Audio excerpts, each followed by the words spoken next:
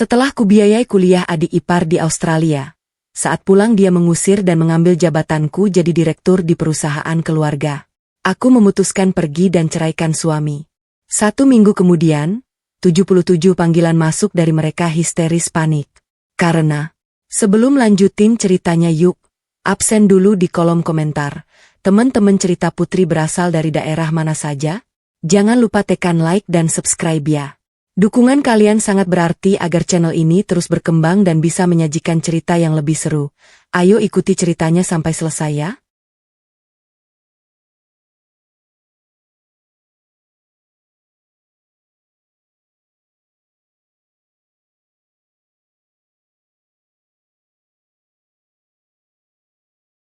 Zakia berdiri di tengah ruangan perjamuan yang megah.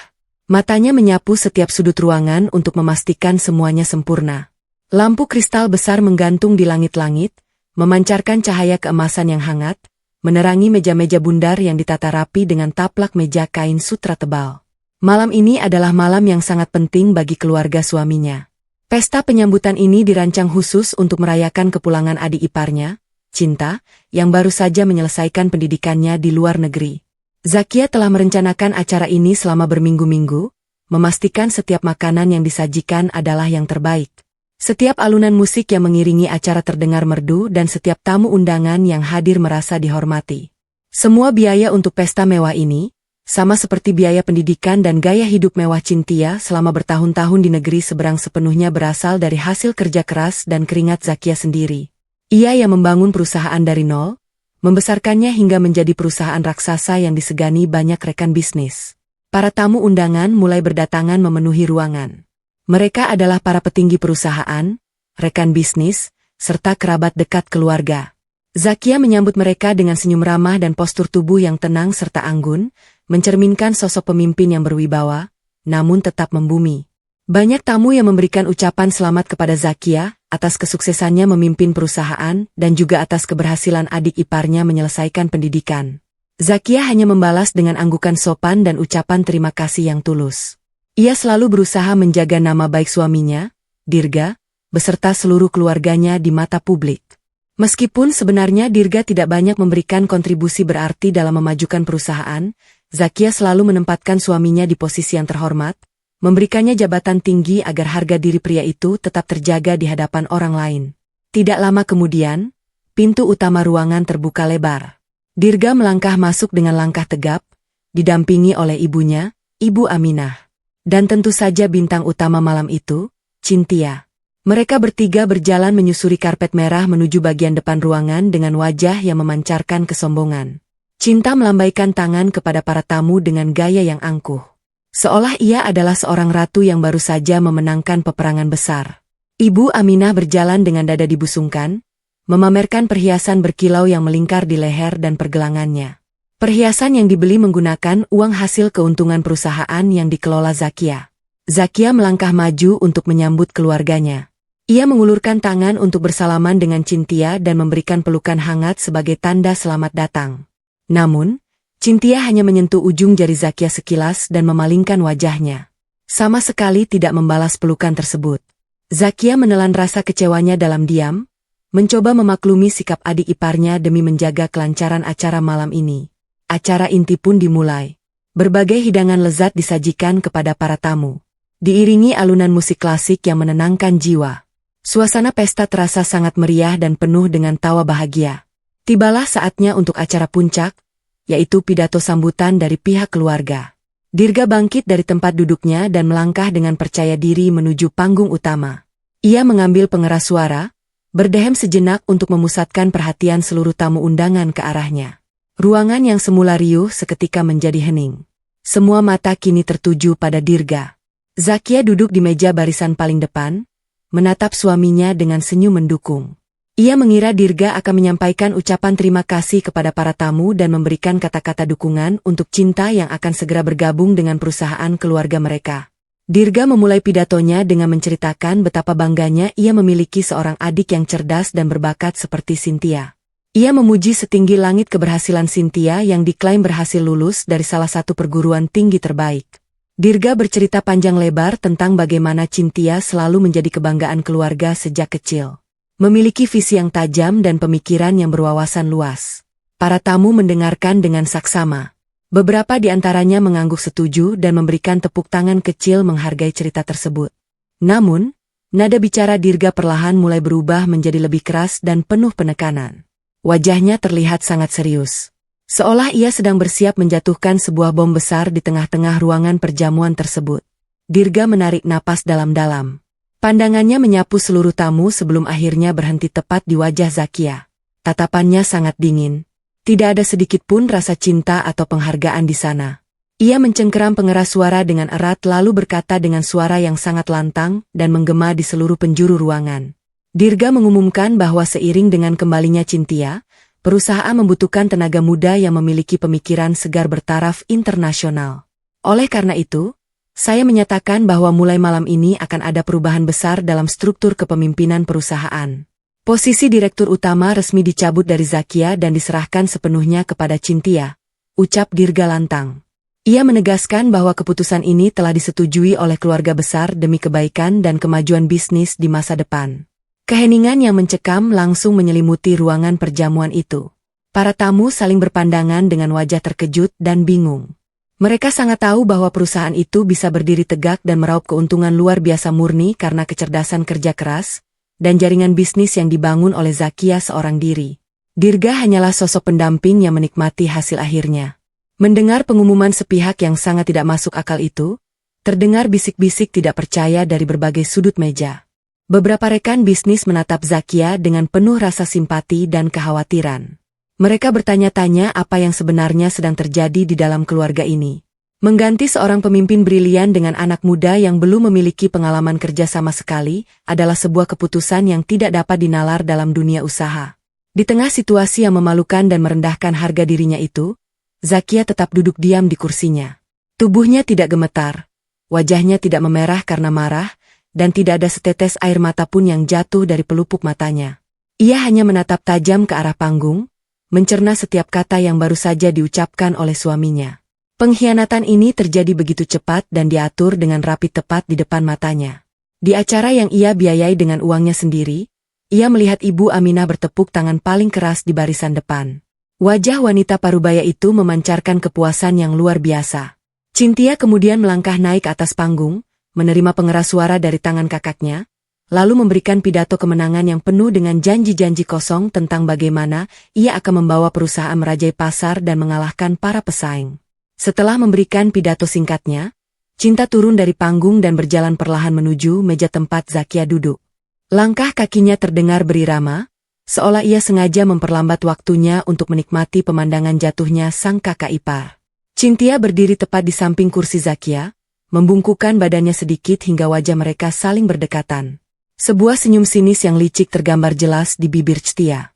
Ia memiringkan kepalanya, menatap Zakia dengan pandangan mengejek. Cinta kemudian mendekatkan bibirnya ke telinga Zakia. Terima kasih sudah menjaga kursiku selama bertahun-tahun, Kak. Pekerjaanmu sudah selesai. Sekarang kemasi barangmu dan pergi dari perusahaanku. Bisik Tia dengan nada suara yang berbisa namun cukup pelan agar tidak didengar oleh tamu lain di sekitarnya. Zakia menoleh menatap mata Cynthia dalam-dalam tanpa mengucapkan sepatah kata pun. Ia lalu mengalihkan pandangannya ke arah Dirga yang masih berdiri di atas panggung. Dirga membalas menatap Zakia dengan tatapan mengusir seolah membenarkan setiap kata yang baru saja dibisikkan oleh adiknya. Di detik itulah segala rasa hormat dan pengabdian yang pernah Zakia miliki untuk pria itu musnah tidak tersisa. Perjalanan pulang dari tempat acara menuju rumah terasa sangat panjang dan menyiksa. Sepanjang perjalanan di dalam kendaraan, tidak ada satupun kata yang terucap. Suasana sangat kaku dan membeku. Dirga duduk di kursi belakang dengan santai, menyilangkan kakinya dan sibuk memainkan telepon genggamnya. Sementara itu, Zakia duduk di sebelahnya dengan pandangan lurus menatap jalanan kota yang diterangi lampu temaram. Pikiran Zakia memutar kembali semua pengorbanannya. Ia telah menyerahkan masa mudanya, tenaganya, pikirannya, dan bahkan seluruh modal pribadinya untuk membangun kerajaan bisnis tersebut demi mengangkat derajat keluarga Dirga.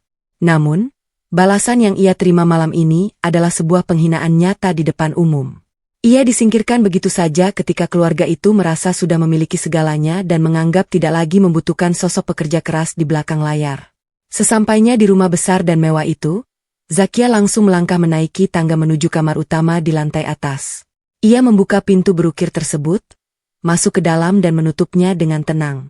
Ruangan itu adalah saksi dari rentetan malam panjang ketika ia harus menahan kantuk menyelesaikan laporan keuangan, menyusun strategi perluasan pasar, dan memikirkan cara memenangkan tender agar keluarga ini bisa terus hidup nyaman bergelimang kemewahan. Zakia berjalan perlahan menuju lemari pakaian. Ia mengambil sebuah koper berukuran sedang dan membukanya di atas hamparan tempat tidur. Ia tidak menyentuh gaun-gaun berharga mahal atau koleksi perhiasan yang ia beli dari hasil keringatnya sendiri. Ia hanya mengemasi beberapa potong pakaian sehari-hari yang sederhana, dokumen-dokumen penting milik pribadinya, dan sebuah komputer jinjing yang menyimpan seluruh kunci pekerjaannya. Semua barang berharga yang tertinggal di rumah itu biarlah menjadi tanda dari usainya kebodohannya selama ini. Tiba-tiba suara gagang pintu diputar memecah keheningan. Dirga melangkah masuk ke dalam kamar dengan raut wajah yang sama sekali tidak menyiratkan penyesalan. Ia melihat koper yang terbuka di atas kasur dan Zakia yang sedang melipat pakaian tanpa mengucapkan sepatah kata. Dirga melipat kedua tangannya di depan dada, bersandar di ambang pintu, menatap istrinya dengan pandangan meremehkan. Ia merasa posisinya sangat kuat malam ini. Ia telah mengambil alih seluruh kekuasaan, menguasai perusahaan sehingga ia merasa berhak bertindak sewenang-wenang terhadap Zakia. Ia mengharapkan Zakia menangis, berlutut memohon ampun, atau setidaknya berteriak marah menuntut penjelasan. Namun, ketenangan, berdehem. Zakia justru membuatnya sedikit merasa terganggu sehingga ia memutuskan untuk mulai melontarkan kata-kata tajam. Kamu marah karena kejadian di gedung tadi? Sudahlah, terima saja kenyataan. Cinta itu darah daging keluarga ini. Dia baru saja kembali membawa gelar pendidikan tinggi dari luar negeri. Wawasannya jauh lebih luas. Pergaulannya lebih hebat. Wajar jika dia yang memimpin perusahaan keluarga ini, ucap Dirga dengan nada yang meninggi, mencoba memancing amarah istrinya. Ia melangkah maju mendekati tempat tidur, menatap Zakia yang tangannya masih bergerak teratur merapikan barang-barang ke dalam koper. Kamu kan cuma istri? Tempatmu mengurus rumah, menyiapkan makanan, dan melayani suami. Bukan sok sibuk memerintah orang di gedung perkantoran. Perusahaan itu milik keluargaku. Nama perusahaan itu memakai nama depan almarhum ayahku. Jadi sangat wajar jika keturunan aslinya yang mengendalikan semuanya. Zakia menghentikan gerakannya seketika. Ia menarik napas pelan, meresapi setiap kalimat tidak tahu di untung yang baru saja masuk ke telinganya. Perusahaan itu memang menggunakan nama almarhum ayah Dirga sebagai bentuk penghormatan masa lalu dari Zakia. Namun sistem perangkat lunak operasional, aliran dana cadangan, paten karya produk utama, dan seluruh modal pergerakan murni terdaftar atas nama perusahaan induk pribadinya. Dirga terlalu buta dalam urusan pengelolaan bisnis sehingga tidak pernah menyadari fakta mendasar tersebut. Mendengar ucapan suaminya yang sangat dangkal itu, Zakia akhirnya tersadar akan letak dirinya di mata keluarga suaminya. Ia hanyalah sebuah alat pencetak uang yang dirawat untuk terus berproduksi. Dan ketika mesin itu dianggap sudah bisa berjalan sendiri, alat utamanya dibongkar dan dibuang. Tanpa terpancing emosi, Zakia berjalan menuju laci meja kerjanya yang berada di sudut ruangan. Ia menarik laci tersebut, mengambil sebuah map tebal berwarna biru gelap dan membawanya kembali ke tengah ruangan. Zakia meletakkan map itu tepat di atas meja kecil di samping tempat tidur. Ia membuka halamannya, memperlihatkan sebuah draft surat cerai yang sudah lengkap dengan tanda tangannya di atas meterai. Sebenarnya selama beberapa minggu terakhir, Zakia sudah membaca gelagat buruk dari Dirga dan Ibu Aminah yang terus-menerus menuntut pembagian keuntungan lebih besar menjelang kepulangan Cynthia. Zakia sebagai seorang pengambil keputusan yang selalu siap dengan skenario terburuk, telah menyiapkan dokumen perpisahan ini. Setelah meletakkan map tersebut, Zakia melepaskan cincin pernikahannya dari jari manis, meletakkannya tepat di atas surat cerai tersebut. Ia kemudian mengeluarkan kunci rumah dan kunci kendaraannya. Menaruhnya berdampingan dengan cincin itu. Dirga terbelalak melihat tumpukan barang dan dokumen perpisahan di atas meja.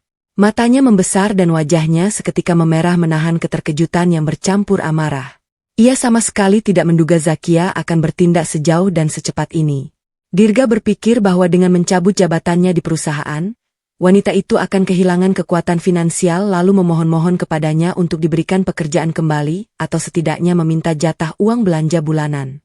Ia mengira Zakia tidak akan sanggup hidup mandiri tanpa perlindungan status sosial keluarga suaminya. Namun, melihat sikap dingin dan kesiapan luar biasa dari istrinya, Kesombongan Dirga sebagai laki-laki merasa sangat tertampar. Ia mengepalkan kedua tangannya kuat-kuat, mencoba mencari kalimat balasan yang bisa meruntuhkan ketegaran wanita di hadapannya itu. "Oh, jadi kamu mau mencoba mengancamku dengan surat cerai konyol ini? Silakan pergi sana malam ini juga. Kamu pikir kamu hebat? Tanpa nama besar perusahaan keluargaku, kamu bukan siapa-siapa. Jangan harap kamu bisa membawa sepeser pun uang dari rumah ini. Semua yang ada di sini milikku." Bentak Dirga dengan suara keras yang bergetar menahan luapan emosi. Ia menunjuk ke arah pintu kamar, memberikan isyarat pengusiran yang sangat kasar. Dirga benar-benar yakin bahwa setelah kepergian Zakia malam ini, jalan kekayaannya akan semakin terbuka lebar karena ia tidak perlu lagi repot-repot menyisihkan keuntungan untuk wanita itu. Ia merasa kemenangan sudah berada di genggamannya. Zakia menutup resleting kopernya dengan gerakan teratur dan perlahan. Ia mengangkat koper itu dengan tangan kanannya, sementara tangan kirinya memegang erat tas yang berisi komputer jinjing. Ia sama sekali tidak memedulikan teriakan melengking Dirga yang menggema mengisi seluruh sudut kamar utama itu. Zakia membalikkan badannya, melangkah maju menuju pintu keluar. Setiap pijakan kakinya terasa sangat mantap. Tidak ada setitik pun keraguan di dalam dadanya. Ia justru merasa beban tak kasat mata yang selama ini merantai pundaknya akhirnya terlepas putus. Ia tidak perlu lagi memaksakan senyum kepalsuan saat menghadapi ibu mertua yang gemar merendahkan, tidak perlu lagi menguras rekening untuk mendanai gaya hidup adik ipar yang tidak punya malu, dan tidak perlu lagi menutupi aib seorang suami yang tidak bisa bekerja. Tepat saat jemarinya menyentuh gagang pintu, Zakia menghentikan langkahnya. Ia memutar sedikit tubuhnya untuk melihat Dirga yang masih berdiri mematung dengan wajah merah padam dan napas yang memburu liar. Zakia membenarkan letak penutup kepalanya dengan tenang, memastikan martabatnya tetap terjaga sempurna hingga detik terakhir. Ia menatap lurus ke dalam mata suaminya, menyajikan tatapan tajam yang mampu membekukan keangkuhan di ruangan itu. Tidak ada lagi sisa-sisa cinta masa lalu, tidak ada lagi penghormatan. Yang tersisa hanyalah kepastian seorang pemenang yang sedang menatap musuhnya berjalan buta mendekati tepi jurang. "Aku pergi," ucap Zakia dengan nada suara yang sangat dingin dan datar. "Jangan pernah berani mencariku atau menangis memohon kepadaku saat nyawa perusahaan ini berhenti berdetak besok pagi." Setelah menyampaikan peringatan terakhir tersebut, Zakia melangkah keluar, menarik tuas pintu dan menutupnya rapat-rapat. Ia meninggalkan kehidupan lamanya di belakang sana untuk selama-lamanya. Di balik lorong rumah yang sepi, ia melangkah pasti menembus malam, bersiap menjemput pagi yang akan membalikan keadaan dengan sangat mematikan. Pagi hari menyapa dengan sinar matahari yang menembus celah jendela kamar utama yang luas dan mewah. Dirga terbangun dari tidurnya dengan perasaan yang luar biasa ringan. Ia meregangkan otot-otot tubuhnya, menatap sisi tempat tidur yang kosong tanpa ada sedikit pun rasa kehilangan di dalam dadanya. Baginya, kepergian Zakia tadi malam bukanlah sebuah musibah, melainkan awal dari kebebasan mutlak. Ia melirik ke arah meja kecil di samping tempat tidur. Tempat surat cerai dan kunci-kunci tergeletak bisu. Dirga hanya mendengus meremehkan, menganggap semua itu hanyalah gertakan sambal dari seorang wanita yang sedang sakit hati karena kehilangan kekuasaannya. Ia sangat yakin bahwa dalam beberapa hari ke depan, Zakia akan menangis dan memohon untuk diizinkan kembali ke rumah ini karena tidak sanggup hidup menderita di luar sana. Dirga beranjak dari tempat tidur, membersihkan diri dan bersiap-siap untuk merayakan hari pertamanya sebagai penguasa mutlak tanpa bayang-bayang istrinya. Di ruang makan lantai bawah, suasana pesta kemenangan masih sangat terasa. Ibu Aminah sedang duduk di kursi kebesarannya, menikmati sarapan mewah yang disiapkan oleh para pelayan rumah. Wajah wanita parubaya itu berseri-seri. Senyumnya tidak pernah luntur sejak malam perjamuan. Ia menyapa Dirga yang baru menuruni tangga dengan suara yang sangat riang. Ibu Aminah berkata bahwa hari ini adalah hari bersejarah bagi keluarga mereka. Mereka akhirnya berhasil menyingkirkan benalu yang selama ini menguasai harta keluarga. Menurut pemikiran sempit Ibu Aminah, perusahaan itu bisa besar semata-mata karena menggunakan nama suaminya yang sudah meninggal. Dan Zakia hanyalah pekerja yang kebetulan beruntung bisa mengelolanya. Ibu Aminah lalu menyuruh Dirga untuk segera bersiap mengantar Cintia ke kantor. Memastikan hari pertama putrinya sebagai pemimpin tertinggi berjalan dengan sangat sempurna. Cinta turun dari lantai atas dengan gaya yang sangat angkuh. Ia mengenakan pakaian kerja buatan perancang busana ternama yang harganya setara dengan gaji belasan karyawan selama setahun. Langkahnya dibuat seanggun mungkin, meniru gaya eksekutif papan atas yang sering ia tonton di film. Setelah sarapan singkat, Dirga dan Cynthia berangkat menuju gedung perkantoran mewah tempat perusahaan mereka beroperasi. Kedatangan mereka di ruang penerima tamu disambut dengan kecanggungan yang luar biasa dari para pegawai. Biasanya Zakia akan datang lebih pagi menyapa para petugas keamanan dan resepsionis dengan senyum hangat.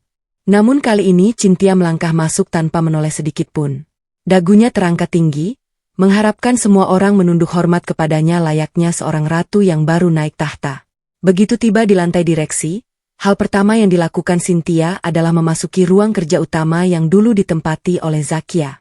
Ruangan itu didesain dengan sangat elegan, mengutamakan kenyamanan dan efisiensi kerja. Terdapat banyak rak buku berisi literatur bisnis, meja kerja kayu yang kokoh, dan beberapa tanaman hias yang menyegarkan mata. Melihat semua itu, Cynthia mencibir jijik. Ia memanggil kepala bagian perlengkapan dan dengan nada tinggi memerintahkan perombakan total. Ia menyuruh semua buku dan tanaman dibuang, menuntut agar meja kerja diganti dengan meja kaca yang lebih modern, dan meminta kursi kebesarannya diganti dengan model terbaru yang jauh lebih mahal. Para pegawai hanya bisa saling berpandangan dalam diam, tidak berani membantah perintah konyol yang menghamburkan uang perusahaan tanpa alasan yang jelas tersebut. Tidak berhenti sampai di situ, Cinta segera mengadakan rapat dadakan dengan seluruh kepala bagian operasional. Di dalam ruang rapat yang dingin dan tegang, Cynthia duduk di ujung meja dengan kaki menyilang, memutar-mutar pena di tangannya dengan gaya meremehkan. Beberapa manajer senior yang sudah bertahun-tahun setia membantu Zakia membangun perusahaan mencoba mempertanyakan arah kebijakan baru. Mereka bertanya tentang kelanjutan beberapa proyek besar yang sedang berjalan dan bagaimana sistem transisi kepemimpinan ini akan dikelola agar tidak mengganggu kepercayaan pihak luar. Bukannya menjawab dengan strategi yang masuk akal, Cynthia justru merasa tersinggung. Ia menganggap pertanyaan-pertanyaan itu sebagai bentuk perlawanan terhadap kekuasaannya. Kalian tidak perlu mengajari saya cara bekerja. Saya adalah lulusan luar negeri. Ilmu bisnis yang saya pelajari jauh melampaui pemikiran usang kalian. Mulai hari ini, siapapun yang berani mempertanyakan keputusan saya, pintu keluar ada di depan. Bahkan kalian berdua yang tadi banyak bertanya. Silakan kemasi barang kalian sekarang. Kalian saya pecat. Bentah Cynthia sambil menunjuk dua manajer senior yang duduk di dekatnya. Keputusan sewenang-wenang itu membuat seluruh peserta rapat terkesiap. Memecat orang-orang penting yang menguasai denyut nadi perusahaan hanya karena alasan tersinggung adalah tindakan yang sangat bodoh dan menghancurkan. Namun, Dirga yang juga hadir di rapat itu tidak mencegah tindakan adiknya. Ia justru mengangguk setuju, menganggap tindakan Cynthia sebagai ketegasan seorang pemimpin sejati. Rapat itu pun berakhir dengan suasana yang sangat buruk. Ketakutan dan kebencian mulai tumbuh subur di hati para pegawai yang tersisa. Lingkungan kerja yang selama ini sehat dan penuh semangat kolaborasi di bawah pimpinan Zakia seketika berubah menjadi sarang penindasan yang tidak nyaman. Menjelang siang hari, Dirga, Cynthia, dan Ibu Aminah berkumpul di sebuah restoran mewah untuk merayakan keberhasilan hari pertama tersebut. Mereka memesan hidangan paling mahal, tertawa terbahak-bahak, dan membicarakan rencana liburan ke luar negeri bulan depan. Mereka menghitung-hitung keuntungan perusahaan bulan ini yang tidak perlu lagi dilaporkan atau dibagi dengan Zakia. Mereka benar-benar mabuk oleh bayangan kekayaan tanpa akhir. Merasa berada di puncak dunia tanpa menyadari bahwa fondasi tempat mereka berpijak sedang retak dan siap runtuh berkeping-keping. Pesta perayaan kecil itu selesai. Dirga dan Cynthia kembali ke gedung perkantoran dengan perut kenyang dan kepala yang dipenuhi kesombongan. Namun, suasana di lantai direksi saat mereka tiba sangat jauh dari kata tenang. Beberapa pegawai tampak berlarian kecil dengan wajah panik. Asisten pribadi Cynthia berdiri di depan pintu ruang kerja dengan tubuh gemetar menggenggam sebuah komputer tablet dengan erat. Begitu melihat Cynthia dan Dirga keluar dari elevator, asisten itu langsung berlari menghampiri mereka dengan napas terengah-engah.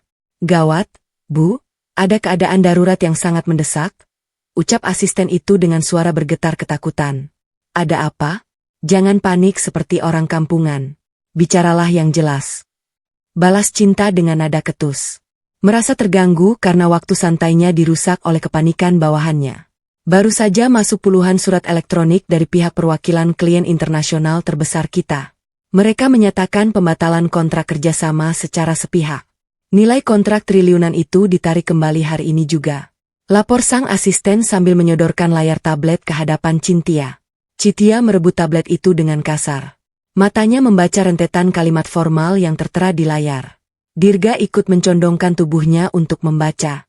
Wajah mereka berdua seketika pucat pasi.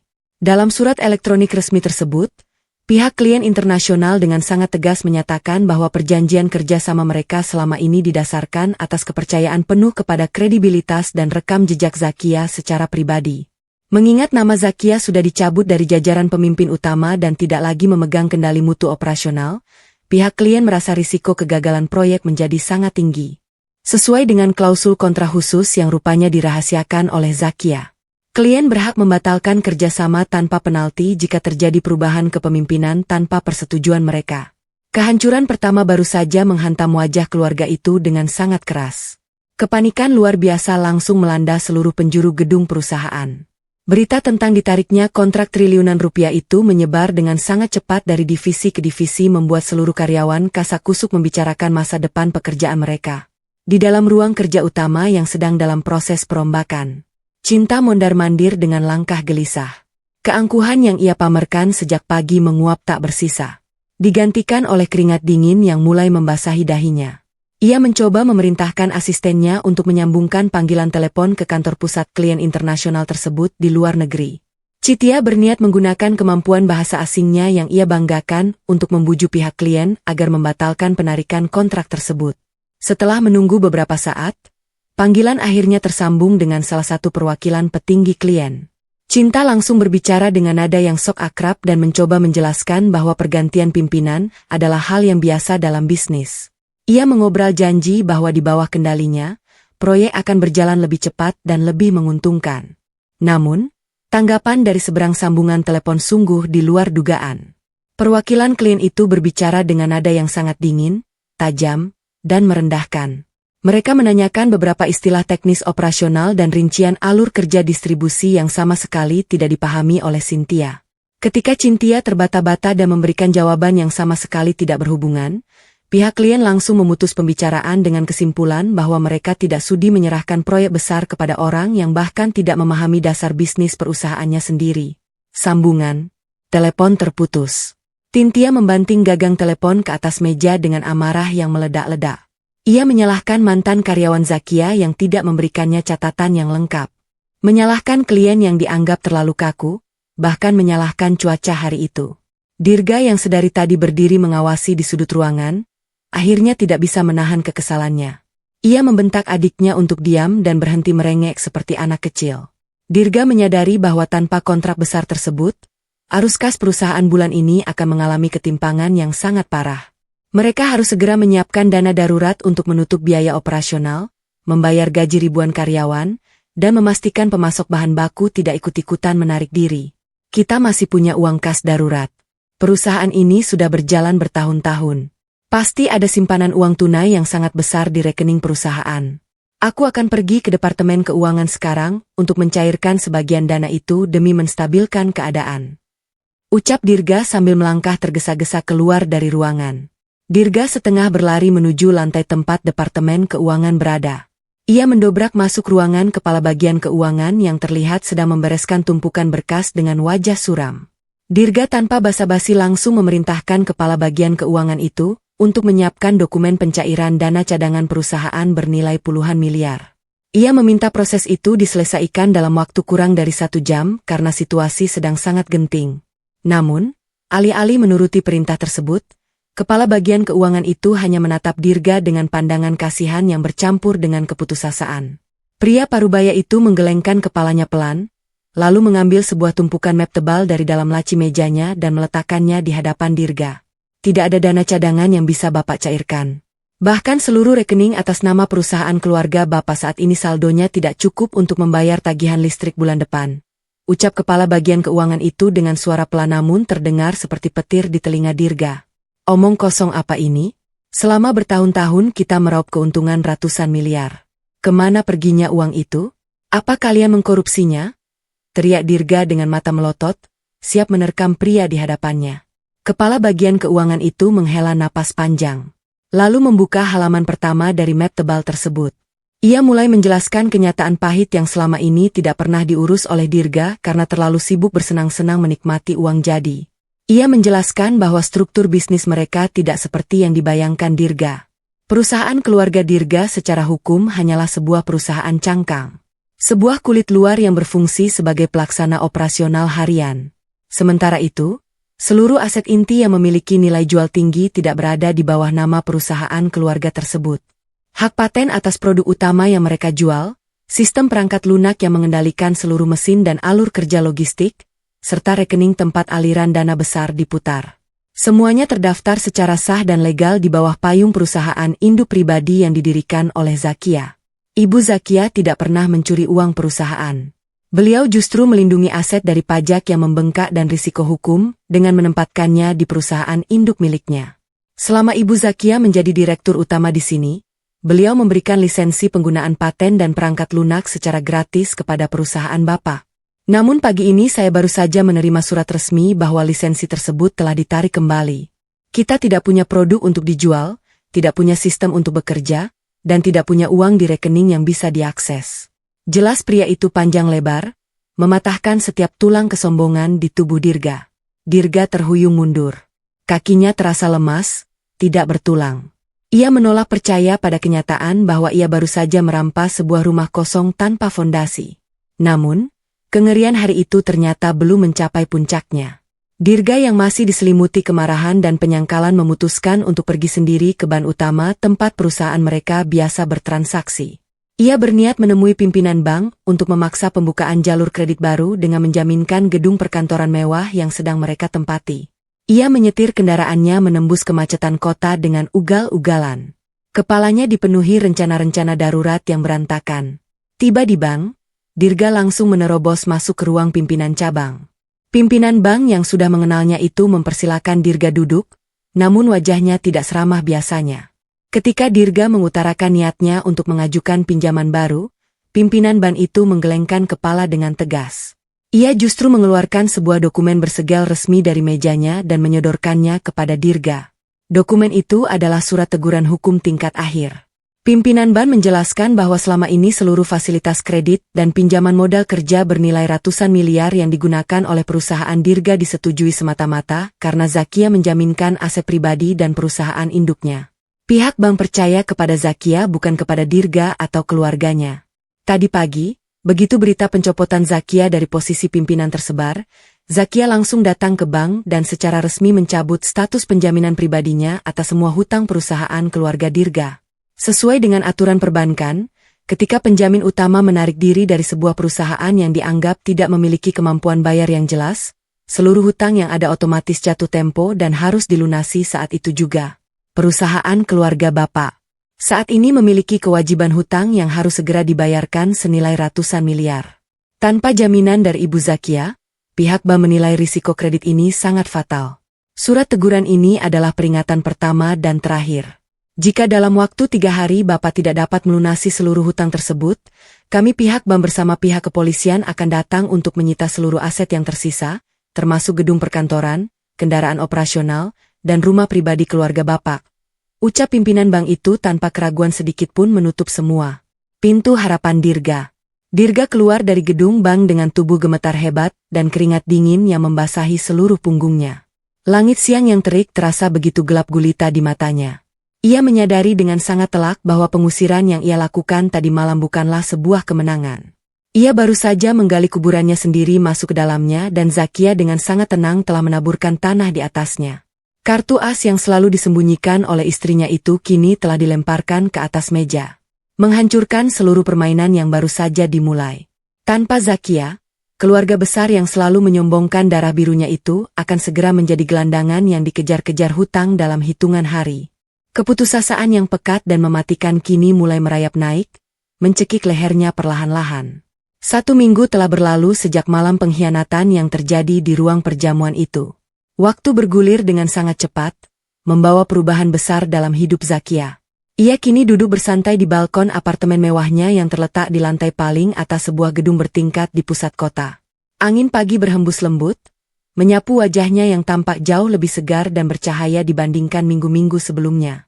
Tidak ada lagi lingkaran hitam di bawah matanya, akibat kurang tidur memikirkan urusan keluarga suaminya. Tidak ada lagi kerutan di dahi akibat harus menahan sabar menghadapi cibiran mertuanya. Zakia menghirup udara dalam-dalam, merasakan kedamaian yang selama bertahun-tahun ini telah dirampas darinya. Ia mengenakan pakaian santai yang tertutup dan rapi, lengkap dengan hijabnya yang terpasang sempurna, menikmati secangkir teh hangat sambil memandang deretan gedung pencakar langit yang menjulang di hadapannya. Selama 7 hari terakhir, kehidupan Zakia sama sekali tidak hancur seperti yang dibayangkan oleh Dirga. Sebaliknya, ia justru semakin bersinar dan sibuk membangun kembali kerajaannya dengan pondasi yang jauh lebih kuat. Perusahaan induk pribadi yang selama ini ia kendalikan dari balik layar kini telah sepenuhnya beroperasi secara mandiri. Para petinggi, manajer senior, dan ratusan karyawan kunci yang minggu lalu diperlakukan semena-mena oleh Cynthia telah berbondong-bondong mengajukan pengunduran diri dari perusahaan keluarga Dirga. Mereka semua mengetuk pintu kantor baru Zakia, meminta untuk dipekerjakan kembali di bawah pimpinan wanita yang mereka hormati tersebut. Zakia menerima mereka dengan tangan terbuka. Ia tahu bahwa aset terbesar dari sebuah bisnis bukanlah gedung mewah atau mesin canggih, melainkan orang-orang yang setia dan memiliki kemampuan bekerja dengan baik. Tanpa butuh waktu lama, roda bisnis Zakia kembali berputar kencang, bahkan mendatangkan keuntungan yang jauh berlipat ganda karena seluruh kontrak kerjasama berskala internasional langsung dialihkan ke perusahaannya. Di sisi lain, kehancuran yang dialami oleh keluarga Dirga menyebar luas menjadi bahan perbincangan hangat di kalangan dunia usaha. Zakia banyak menerima laporan dari mantan rekan bisnisnya tentang bagaimana kacaunya perusahaan keluarga itu saat ini. Gedung perkantoran mereka kabarnya sudah disegel oleh pihak bank. Seluruh mesin cetak dan persediaan barang di pabrik tidak bisa beroperasi karena sistem perangkat lunaknya telah dimatikan sepenuhnya dari pusat kendali milik Zakia. Pemasok bahan baku datang menagih pembayaran setiap hari. Sementara tidak ada satupun barang yang bisa dijual untuk menghasilkan uang. Karyawan yang tersisa melakukan mogok kerja karena gaji mereka tidak dibayarkan. Keluarga Dirga benar-benar terperosok ke dalam jurang kehancuran yang sangat dalam. Sebuah jurang yang mereka gali sendiri karena keserakahan dan kebodohan mereka. Namun, Zakia sama sekali tidak merasa kasihan mendengar berita tersebut. Ia menganggap semua itu adalah harga yang memang harus dibayar tuntas. Di atas meja kaca kecil di samping tempat Zakia duduk, sebuah telepon genggam terus-menerus menyala dan bergetar tanpa henti. Layar benda pipi itu berkedip-kedip, menampilkan deretan nama yang sangat ia kenal. Sejak 3 hari yang lalu, telepon genggam itu tidak pernah berhenti berdering. Zakia sengaja tidak mematikannya. Ia hanya mengecilkan volume suaranya dan membiarkan layar itu terus menyala menampilkan panggilan masuk. Ia mengambil telepon genggam tersebut, menggeser layarnya untuk melihat riwayat panggilan. Tertera angka 77 panggilan tak terjawab. Puluhan panggilan itu berasal dari nomor Dirga, Cinta, dan Ibu Aminah secara bergantian. Pada hari-hari pertama, panggilan itu seringkali disertai dengan pesan singkat yang isinya penuh dengan ancaman kasar dan cai maki. Namun, seiring berjalannya hari dan semakin dekatnya batas waktu penyitaan aset dari pihak bank, nada pesan singkat mereka berubah drastis menjadi kalimat-kalimat permohonan, tangisan, dan rasa putus asa. Zakia meletakkan kembali telepon genggamnya di atas meja. Ia menyandarkan punggungnya di kursi, menyesap tehnya dengan sangat tenang. Ia sama sekali tidak memiliki niat untuk menghubungi mereka kembali. Ia membiarkan kepanikan itu memangsa mereka hidup-hidup dari dalam. Ia tahu persis bagaimana rasanya tidak dihiraukan dan dibuang begitu saja. Kini ia ingin keluarga itu merasakan penderitaan yang sama. Bahkan beribu kali lipat lebih menyakitkan. Setiap detik yang berlalu adalah siksaan batin bagi mereka yang sedang menunggu Algojo datang, menyita seluruh harta benda dan sisa harga diri mereka. Zakia mengalihkan pandangannya ke arah langit biru, menikmati setiap detik dari kebebasannya. Tiba-tiba layar telepon genggam itu kembali menyala untuk yang ke-78-nya. Kali ini nama Dirga kembali tertera di sana. Layar itu berkedip cepat seolah mencerminkan denyut jantung peneleponnya yang sedang berpacu kencang dalam ketakutan.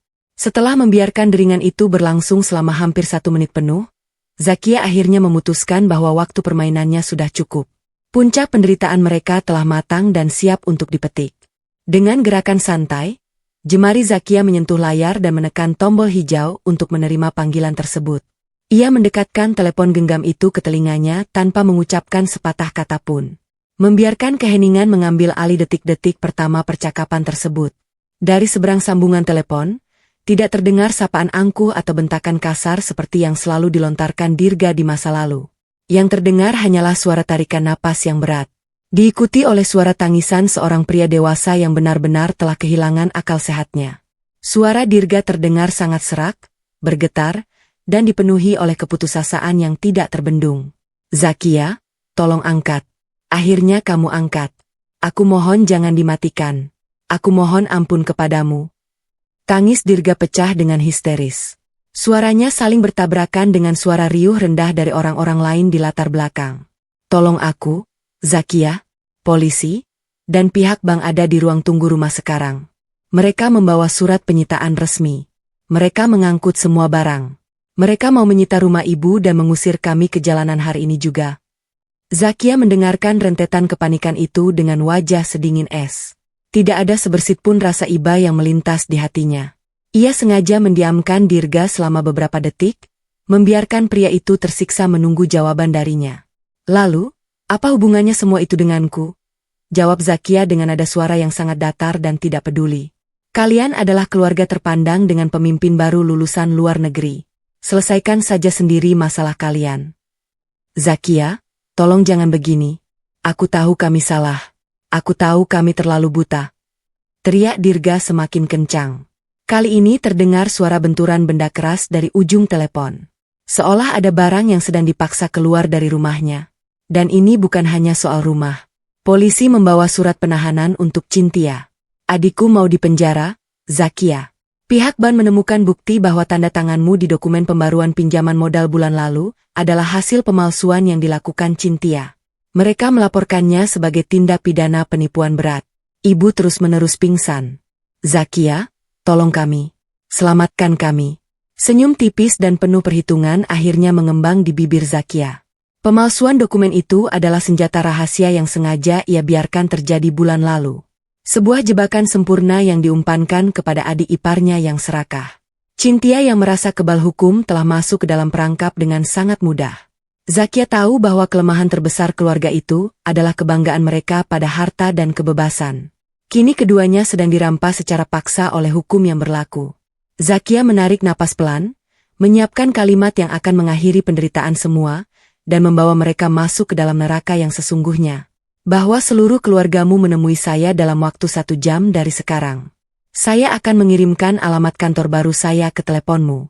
Jika kalian terlambat 1 menit saja, kalian semua bisa tidur di pinggir jalan malam ini dan menjenguk adik kesayanganmu di balik jeruji besi besok pagi, ucap Zakia dengan nada memerintah yang sangat mutlak. Tanpa menunggu jawaban atau persetujuan dari Dirga, Zakia langsung memutus sambungan telepon. Ia bangkit dari kursi santainya, berjalan masuk ke dalam ruangan untuk bersiap menyambut kedatangan para pecundang yang akan segera berlutut di bawah kakinya. Gedung perkantoran baru milik Zakia berdiri menjulang di kawasan pusat bisnis paling bergengsi di kota itu. Bangunan ini jauh lebih megah dan modern dibandingkan dengan gedung lama milik keluarga Dirga. Fasad bangunannya berlapis kaca tebal yang memantulkan cahaya matahari, mencerminkan kekuatan dan kemapanan finansial pemiliknya. Sistem keamanannya sangat ketat. Dijaga oleh puluhan petugas berseragam hitam yang berdiri tegak di setiap sudut pintu masuk dan ruang tunggu utama. Tidak sembarang orang bisa masuk ke dalam bangunan ini tanpa janji temu yang jelas. Di lantai tertinggi gedung inilah Zakia berkantor mengendalikan seluruh anak perusahaannya dari sebuah ruangan luas yang dirancang khusus untuk memperlihatkan kewibawaan mutlak. Tepat 50 menit setelah panggilan telepon itu berakhir, sebuah kendaraan umum berhenti di depan lobi gedung.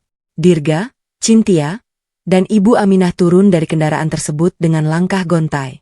Penampilan mereka sangat jauh dari kesan keluarga kaya raya yang selama ini selalu mereka pamerkan.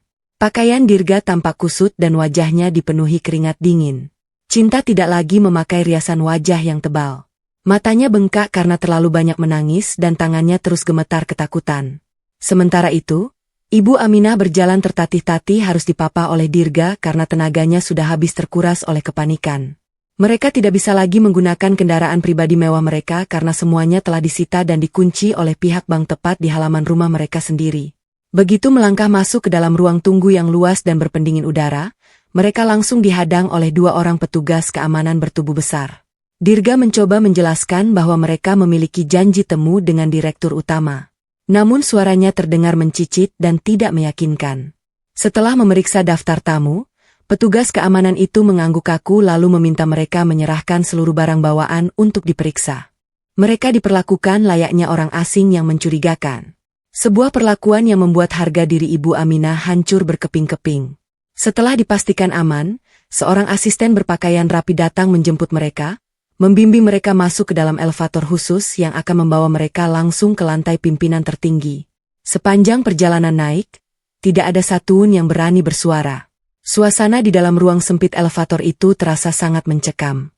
Seolah mereka sedang dibawa menuju ruang eksekusi hukuman mati. Pintu elevator terbuka memperlihatkan lorong panjang berlantai marmer mengkilap yang berujung pada sebuah pintu ganda berbahan kayu jati yang kokoh. Sang asisten membuka pintu tersebut, mempersilakan mereka masuk ke dalam ruang rapat khusus. Ruangan itu sangat luas, didominasi warna gelap yang elegan dengan sebuah meja rapat panjang terbuat dari batu alam utuh berada di tengah-tengahnya. Di ujung meja, dengan membelakangi dinding kaca raksasa yang menampilkan pemandangan seluruh kota, duduklah Zakia. Ia mengenakan setelan pakaian kerja yang sangat rapi dan anggun. Hijabnya menjuntai menutupi dada dengan sempurna. Wajahnya sangat tenang. Tangannya bertumpu dengan anggun di atas meja. Ia menatap kedatangan 3 orang di hadapannya dengan sorot mata tajam, bak seekor elang yang sedang menatap mangsanya yang tak berdaya. Melihat sosok Zakia yang duduk dengan segala kemegahannya, pertahanan Ibu Aminah langsung runtuh. Wanita parubaya yang minggu lalu bertepuk tangan kegirangan saat menyingkirkan menantunya itu, kini menjatuhkan dirinya ke lantai marmer yang dingin. Ibu Aminah merangkak maju beberapa langkah, melepaskan pegangan Dirga, lalu berlutut di hadapan meja tempat Zakia berada. Air mata mengalir deras membasahi pipinya yang keriput. Tangannya menengadah ke atas, memohon pengampunan dengan suara yang sangat menyayat hati. Zakia, nak, Ibu mohon ampun. Tolong maafkan kesalahan kami. Tolong selamatkan rumah Ibu, nak. Itu satu-satunya tempat tinggal peninggalan almarhum suami Ibu. Kalau rumah itu disita, Ibu mau tinggal di mana? Tolong kembalikan paten perusahaan itu agar pihak BAN mau mengampuni hutang kita. Ibu berjanji, kamu akan kembali menjadi direktur utama. Kamu berhak mengambil seluruh keuntungan perusahaan. Ibu tidak akan mencampuri lagi. Tolong, nak. Ibu mohon belas kasihanmu, ratap Ibu Aminah sambil terisak keras. Mengemis belas kasihan dari wanita yang selalu ia anggap rendah selama ini. Cinta yang berdiri di belakang ibunya juga ikut menangis.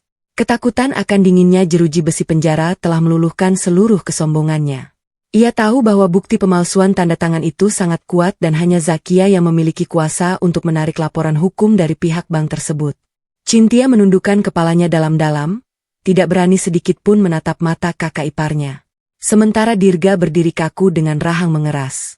Rasa malu yang luar biasa membakar dadanya karena harus menyaksikan ibu kandungnya sendiri berlutut mencium lantai di hadapan wanita yang baru saja ia buang. Namun, Dirga sadar bahwa ia sama sekali tidak memiliki pilihan lain selain tunduk menyerah pada keadaan. Zakia menyesap teh hangatnya secara perlahan, tidak terburu-buru merespons drama murahan yang sedang disajikan di depan matanya. Ia membiarkan gema tangisan Ibu Aminah memenuhi seluruh ruangan, menikmati setiap detik penyesalan yang terlambat tersebut. Setelah merasa cukup, Zakia meletakkan cangkir tehnya dengan bunyi dentingan yang memecah konsentrasi mereka. Ia mencondongkan tubuhnya ke depan, menatap bergantian wajah Dirga, Cinta, dan Ibu Aminah dengan pandangan merendahkan yang sangat menusuk. Kalian datang kemari memanggilku dengan sebutan nak dan menawarkan kembali jabatan yang kalian rampas di depan umum. Sungguh sebuah pertunjukan yang sangat memuaskan, ucap Zakia dengan nada suara yang tenang, namun syarat akan ancaman. Tetapi kalian salah paham. Aku tidak butuh perusahaan rongsokan kalian karena seluruh nyawa dan hartanya sudah ada di tanganku. Aku juga tidak butuh rumah kalian karena tempat ini ribuan kali lipat lebih baik. Dan yang paling penting, aku sama sekali tidak memiliki kewajiban untuk memelihara parasit seperti kalian lagi. Mendengar penolakan mentah-mentah itu, tangisan Ibu Aminah semakin histeris. Dirga akhirnya melangkah maju, memukul meja dengan tangannya. Lalu kenapa kamu menyuruh kami datang ke sini? Apa kamu hanya ingin mempermalukan kami sebelum kami hancur lebur? Bentak Dirga mencoba membela sisa-sisa harga dirinya yang sudah hancur. Zakia tersenyum sangat tipis. Sebuah senyum yang tidak menyeratkan kegembiraan, melainkan sebuah kepastian hukum alam bahwa siapa yang menabur badai, ia harus menuai kehancuran. Zakia mengambil sebuah map tebal berwarna hitam dari laci mejanya. Ia melemparkan map itu tepat ke tengah meja rapat, hingga menimbulkan suara benturan yang cukup keras. Map itu meluncur dan berhenti tepat di depan Dirga. Aku mengundang kalian ke sini karena aku bisa menyelamatkan kalian dari kebangkrutan total dan menyelamatkan Cynthia dari penjara. ucap Zakia dengan tegas. Matanya mengunci pandangan Dirga. Tetapi kalian tidak akan suka harganya. Buka dokumen itu dan baca dengan teliti. Di dalam sana ada jalan keluar untuk kalian. Sekaligus hukuman yang akan memastikan kalian tidak akan pernah berani mengangkat kepala lagi di hadapanku seumur hidup kalian. Dirga menelan ludah dengan susah payah. Tangannya yang gemetar perlahan meraih map tebal tersebut. Ia membukanya perlahan. Matanya langsung tertuju pada deretan kalimat panjang yang tercetak tebal di halaman pertama. Saat matanya bergerak membaca baris demi baris, wajah Dirga yang sebelumnya pucat kini berubah menjadi sangat pias seperti mayat hidup. Ia baru saja melihat sebuah perjanjian penyerahan diri yang paling kejam yang pernah ada di dunia bisnis. Sebuah harga mutlak yang harus dibayar mahal oleh keluarganya atas pengkhianatan yang mereka lakukan. Harga yang akan mengikat mereka dalam rantai penderitaan panjang. Suasana di dalam ruang rapat yang luas itu terasa sangat mencekam. Seolah udara di sekitarnya tersedot habis tanpa sisa. Dirga duduk dengan tubuh gemetar. Kedua matanya terpaku pada lembaran kertas di dalam map tebal yang baru saja dilemparkan oleh Zakia. Tangannya yang dingin dan berkeringat membalik setiap halaman dengan gerakan patah-patah. Ia membaca setiap untayan kalimat hukum yang tercetak tebal di sana dengan saksama. Semakin jauh ia membaca, semakin pucat wajahnya hingga darah seolah berhenti mengalir di nadinya. Dokumen yang berada di genggamannya saat ini bukanlah sekadar surat perjanjian biasa, melainkan sebuah naskah pengambil alihan paksa yang dirancang dengan sangat sempurna tanpa meninggalkan satu celah pun bagi keluarganya untuk bernapas atau melawan.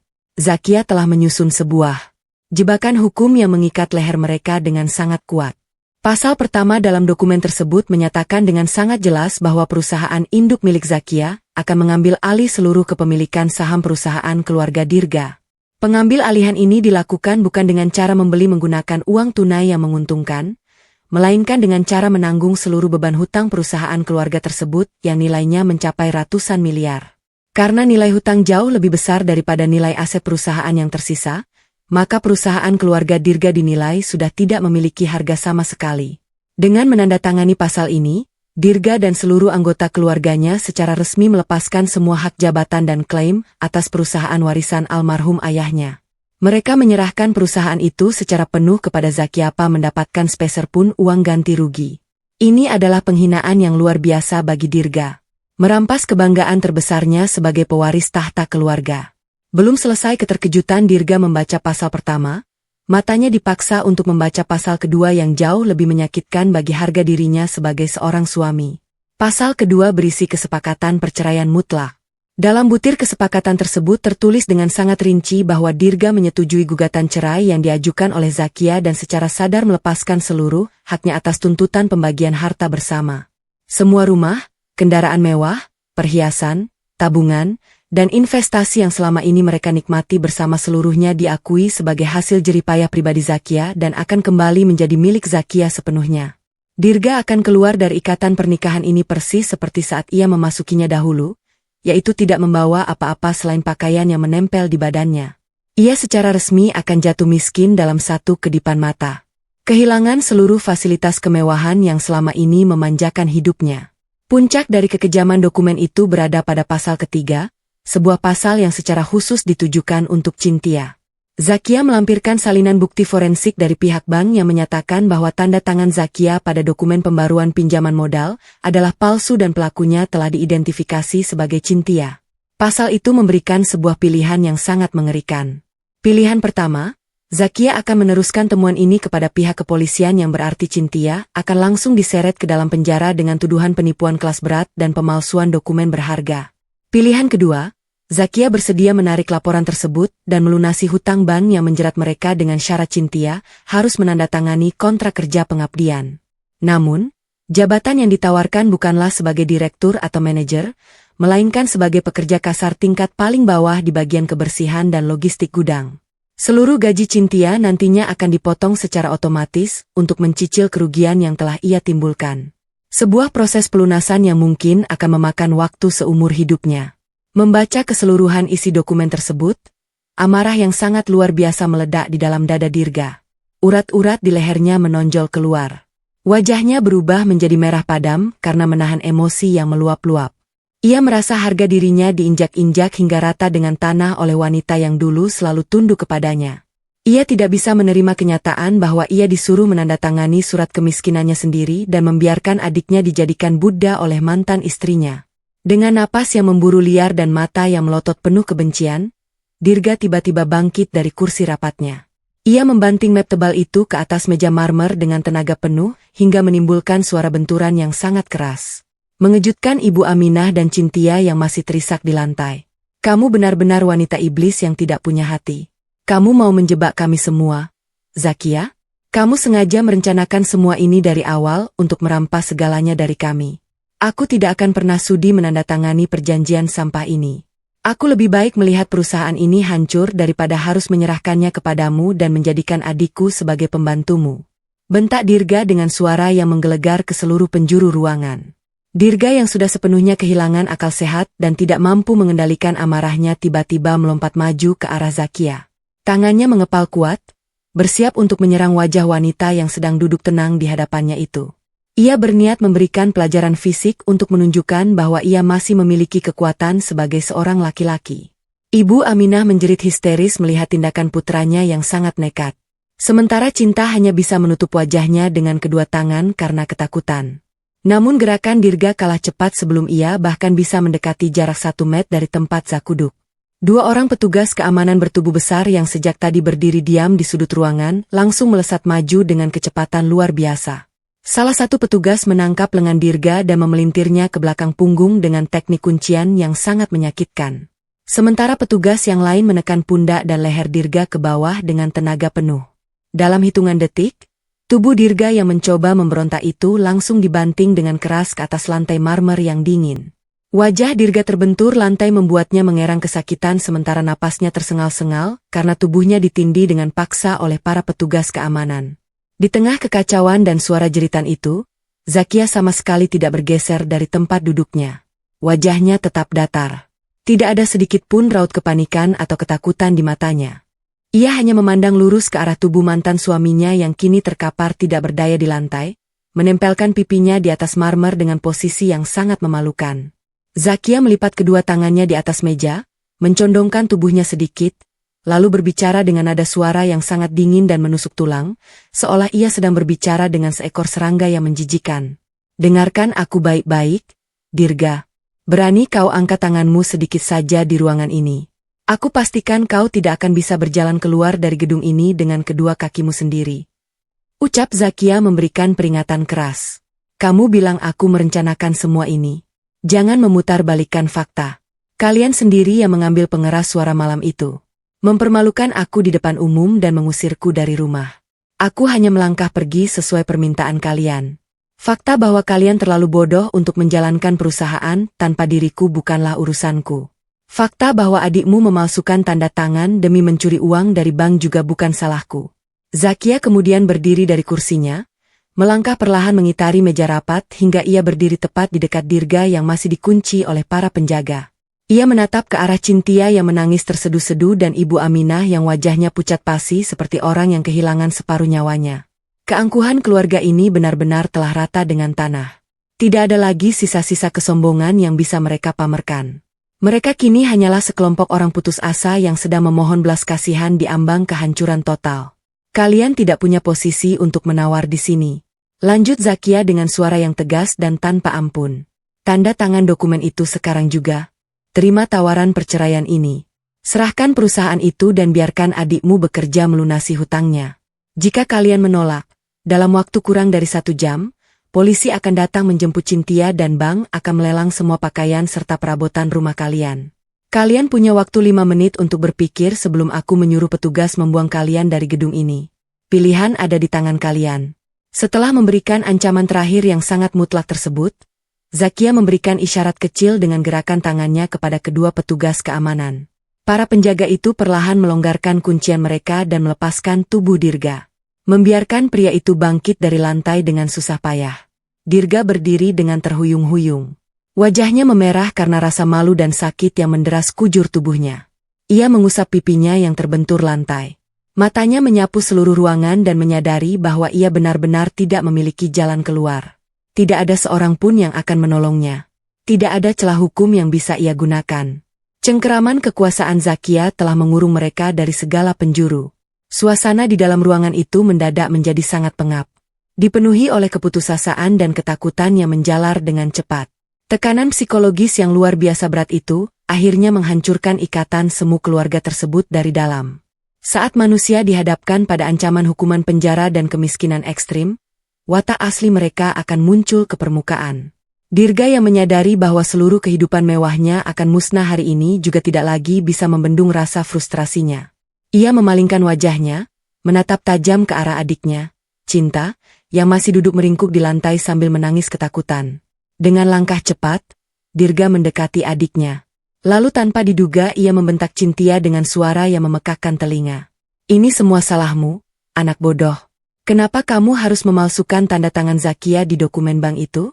Kenapa kamu harus berlagak hebat bisa menjalankan perusahaan kalau kenyataannya kamu tidak mengerti apa-apa?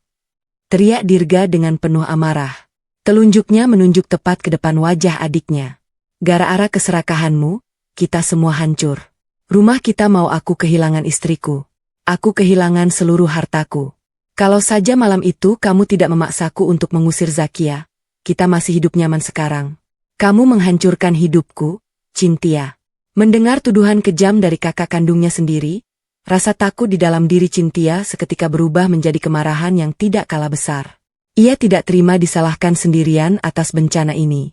Cintia langsung berdiri menantang Dirga, menghapus air matanya dengan kasar. Ia menatap wajah kakaknya dengan pandangan penuh rasa muak dan benci. Berani sekali kamu menyalahkan aku sendirian. Kamu pikir kamu tidak bersalah, kah? Kamu yang dari dulu selalu mengeluh tidak punya kekuasaan penuh. Kamu yang selalu berbisik padaku dan ibu bahwa kita harus menyingkirkan Zakia agar bisa menikmati semua uang perusahaan tanpa ada yang mengatur. Kamu itu laki-laki tidak berguna.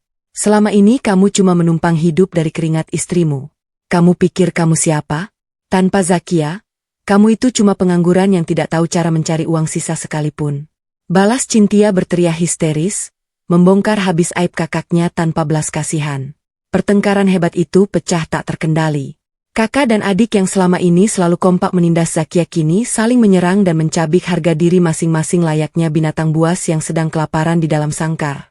Kata-kata kasar dan saling menyalahkan terus meluncur dari mulut mereka berdua. Ibu Aminah yang menyaksikan anak-anak kesayangannya saling menghancurkan hanya bisa menangis meraung-raung di sudut ruangan.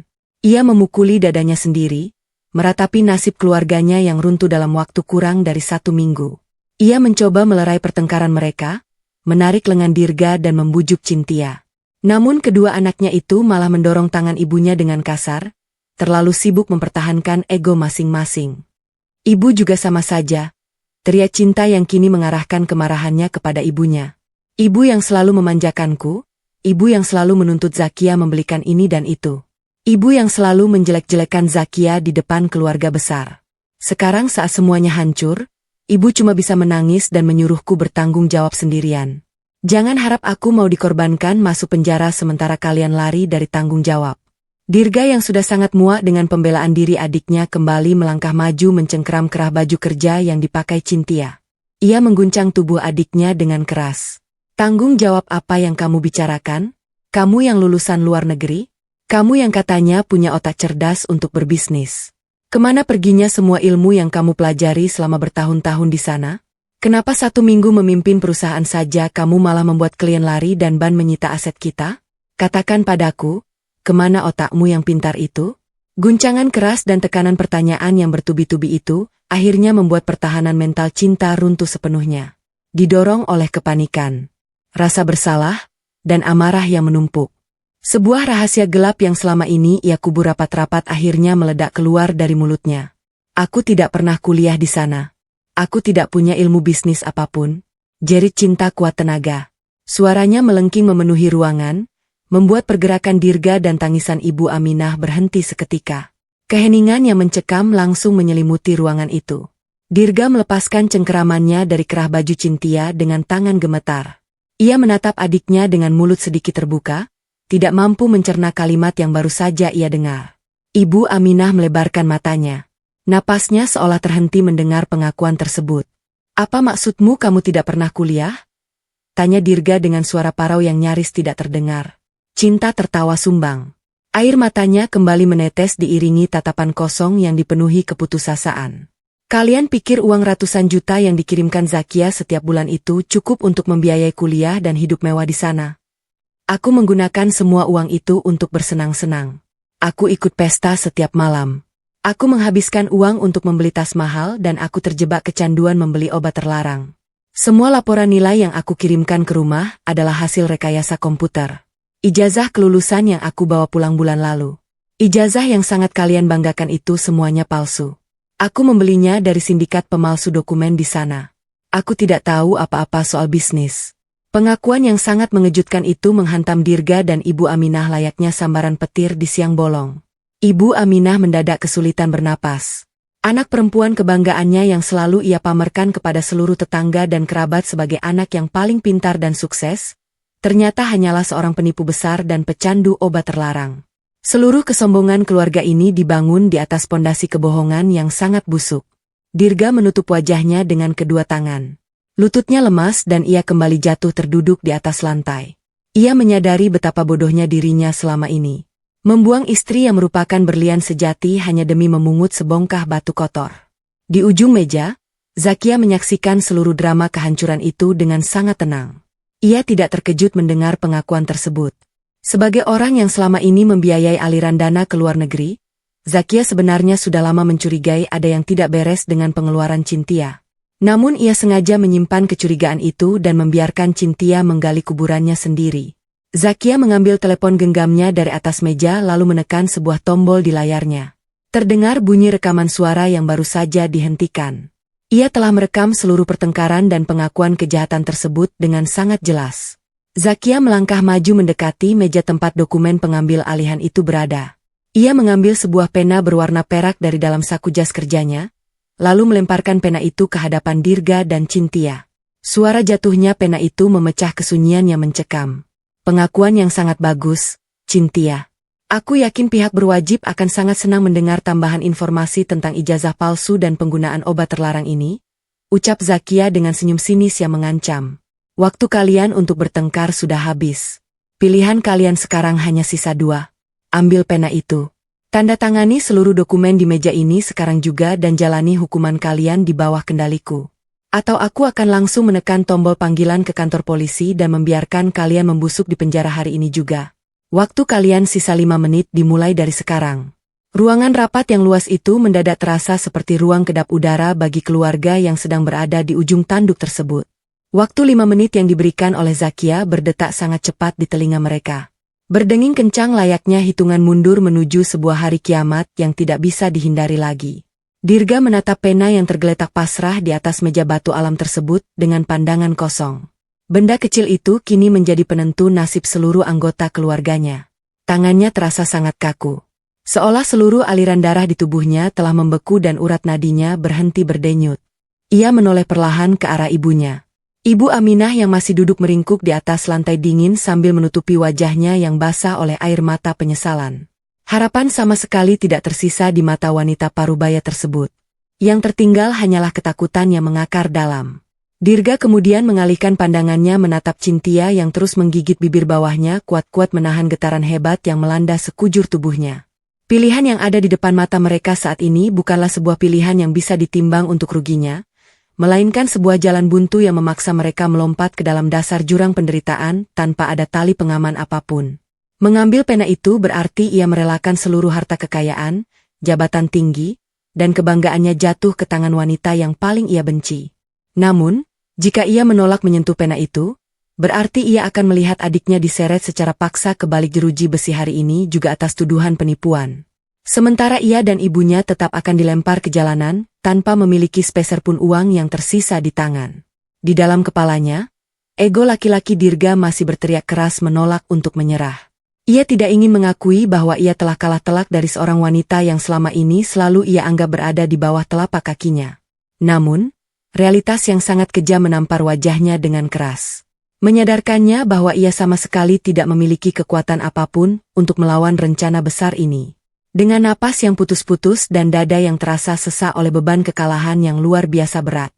Perlahan-lahan Dirga mengangkat tangan kanannya yang masih gemetar hebat. Jari-jarinya merayap lambat di atas meja mendekati pena perak tersebut. Setiap milimeter pergerakan tangannya terasa seperti mengangkat beban seberat puluhan ton. Akhirnya jemari Dirga menyentuh permukaan pena yang terasa sedingin es itu. Ia menggenggamnya erat-erat, menarik napas panjang untuk yang terakhir kalinya sebagai seorang pria kaya raya, lalu menarik map tebal itu mendekat ke arah dadanya.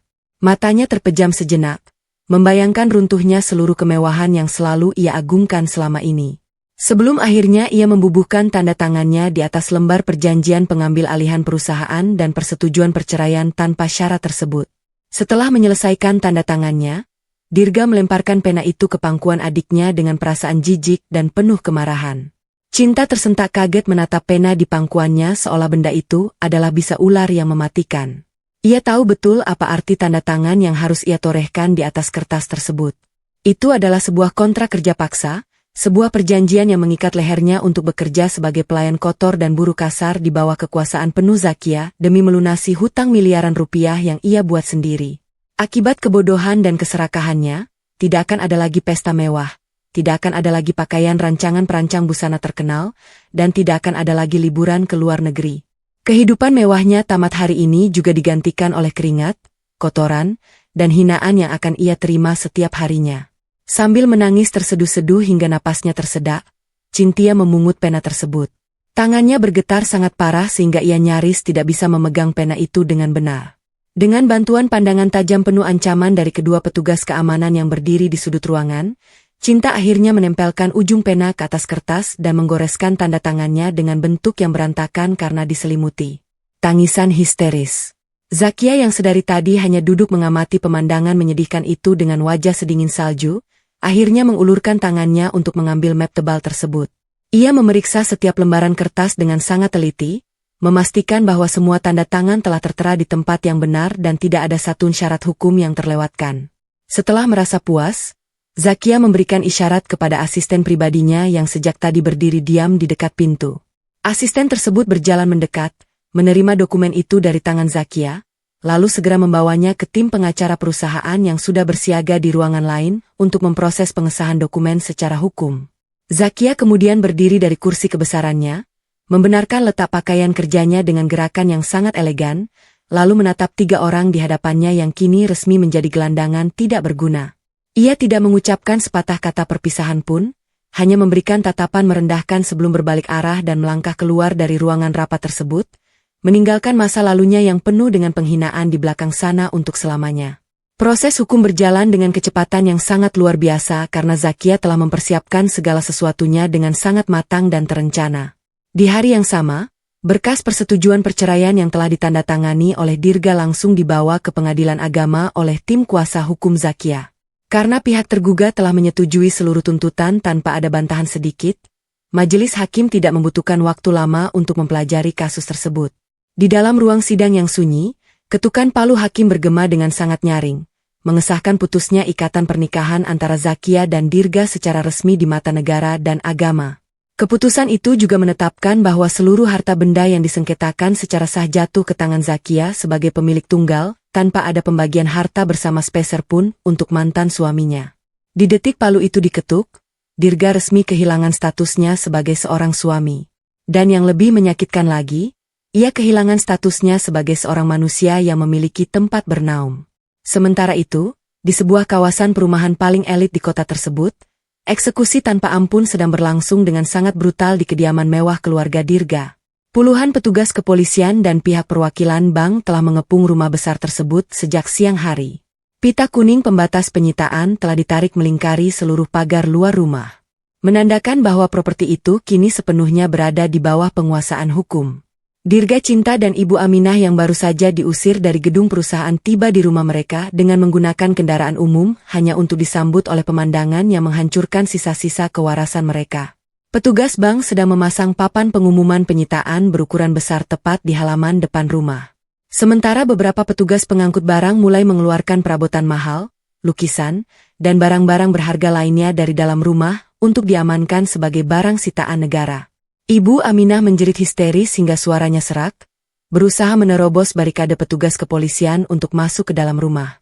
Ia meronta-ronta, menangis, dan memohon agar pihak bank tidak mengambil tempat tidur kesayangannya dan lemari pakaian antik peninggalan leluhurnya. Namun para petugas penegak hukum itu sama sekali tidak memedulikan tangisan sandiwara wanita parubaya tersebut. Mereka menunjukkan surat perintah pengosongan rumah yang sudah ditandatangani oleh pengadilan. Memaksa keluarga itu untuk segera mengambil barang-barang pribadi mereka yang tersisa. Dirga berjalan gontai memasuki rumah yang dulu menjadi kebanggaannya itu. Ruangan yang luas itu kini tampak berantakan dan terasa sangat asing baginya. Ia berjalan menuju kamarnya di lantai atas, mengambil sebuah koper tua dan hanya bisa memasukkan beberapa potong pakaian biasa ke dalamnya. Segala barang berharga seperti jam tangan mewah, perhiasan emas, dan surat-surat kendaraan bermotor telah ditahan oleh pihak bank karena dianggap sebagai jaminan pelunasan hutang yang membengkak. Cinta juga melakukan hal yang sama di kamarnya. Ia tidak diizinkan membawa satu tas rancangan luar negeri yang dulu selalu ia pamerkan kepada teman-temannya. Ia hanya diperbolehkan membawa pakaian sederhana yang menempel di badannya dan beberapa pasang pakaian ganti. Ia mengemas barang-barangnya sambil terus menangis terseduh-seduh, meratapi nasibnya yang berubah 180 derajat hanya dalam kurun waktu 1 minggu saja. Setelah selesai mengemas barang bawaan yang sangat sedikit itu, mereka bertiga disuruh keluar dari rumah oleh petugas kepolisian. Pintu utama rumah berukir itu kemudian ditutup rapat dan dikunci ganda dari luar. Lalu dipasangi segel resmi berukuran besar yang menyatakan bahwa bangunan tersebut dilarang untuk dimasuki oleh siapapun. Keluarga itu berdiri di luar pagar rumah mereka sendiri, menatap bangunan megah itu dengan tatapan kosong dan hati yang hancur lebur berkeping-keping. Tepat pada saat mereka bersiap untuk melangkah pergi meninggalkan kawasan perumahan tersebut dengan berjalan kaki membawa koper yang berat. Sebuah kendaraan pengangkut barang berukuran sedang berhenti tepat di depan mereka. 2 orang kurir berpakaian rapi turun dari kendaraan tersebut. Mereka berjalan ke bagian belakang kendaraan, membuka pintu penutupnya, dan menurunkan sebuah papan karangan bunga berukuran raksasa. Karangan bunga itu sangat indah, dihiasi dengan berbagai macam bunga segar yang memancarkan aroma harum semerbak, sangat bertolak belakang dengan suasana duka yang sedang menyelimuti keluarga Dirga. Namun, bukan keindahan bunga itu yang membuat jantung Dirga seakan berhenti berdetak, melainkan rentetan kalimat yang tertulis dengan huruf tebal dan besar melintang di tengah karangan bunga tersebut. Para kurir itu meletakkan karangan bunga raksasa tersebut tepat bersandar di pagar rumah yang telah disegel, menghadap langsung ke arah jalan raya sehingga bisa dibaca oleh siapapun yang melintas di kawasan elit tersebut. Dirga Cintia dan Ibu Aminah membaca tulisan di atas karangan bunga itu dengan mata terbelalak dan tubuh gemetar, hebat menahan amarah serta rasa malu yang tidak tertahankan. Tulisan itu disusun dengan sangat rapi dan mencolok berbunyi, "Selamat menikmati hidup baru yang kalian minta." Di bagian bawah tulisan tersebut tidak ada nama pengirim yang dicantumkan.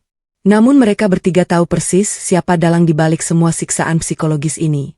Pesan itu adalah pukulan penutup yang sempurna.